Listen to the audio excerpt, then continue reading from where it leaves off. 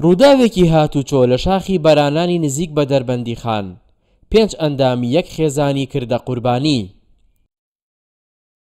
ڕووداوەکە بە شێوەیەک قورس بووە کە هەندێک لە سەرنشینانی ئەو ئۆتۆمبیلەی کە ئەم بار هەڵگرە کەوتووە بەسەریدا دەست بەجێ گیانیان لەدەستداوە.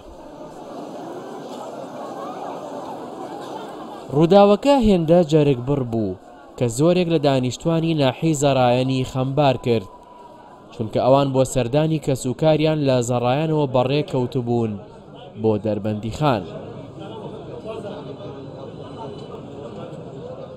یەکێکیان مامۆستا بەختیارە و مناڵێکێتی و پێم وایە بە ئەوی تریان خەسوویەتی، یەکێکیشان ویکشان خێزانێتی 5 دانەیە، 4 نەسە لێرە بوون و دانەی کەشیان بەڕێوەیە.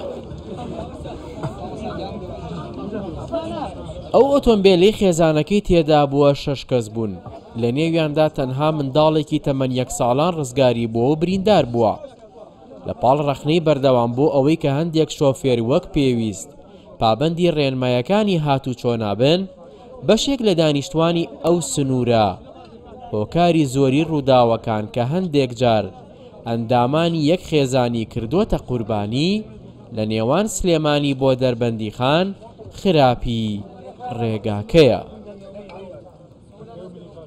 ئێمە یەکەم جارمان نیە، ئێمە بەڕاگەیاندن قسە بۆ تیڤەکان، بۆ کەناڵەکانی فەزایی، بۆ ناوخۆی، بۆ سایتەکان، بۆ پەیجەکان، بۆ چوونی ئێمە ماندوو بووین لە ڕاستیە ئەوە نەمانوت ئەوە نەمان قسە کرد لەسەر ئەم جادە و ڕێگەوبانی نێوان ناحیەی زەڕایەن بۆ قەزای دەربەندی خان بە تایبەتی. بەڕاستی ئەوە کارەساتە، ئەو کارەساتێک کە ئەیبینیت.